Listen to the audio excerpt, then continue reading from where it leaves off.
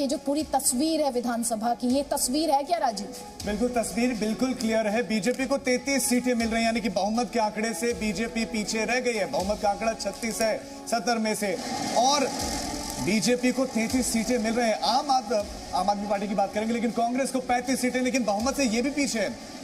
कांग्रेस भी बहुमत से एक कैंडिडेट पीछे है, एक सीट पीछे, और आम आदमी पार्टी को एक सीट मिल रही है। यानी कि आम आदमी पार्टी जिसके साथ जाती है, अगर कांग्रेस के साथ हो गई तो सरकार बना सकती है। ओपिनियन पोल तो ये कह रहा है कि बहुमत किसी को नहीं मिलेगा, अदर्स को एक सीट। ये बहुत इंटरेस्टिंग डेटा है उत्तराखंड का, ये ओपिनियन है, और ओपिनियन है कि 33 सीटें मिल सकती है बीजेपी को, कांग्रेस को मिल सकती है 35 सीटें, आम आदमी पार्टी को एक सीट, अदर्स को भी एक सीट, यानी कि बहुमत किसी को भी नहीं।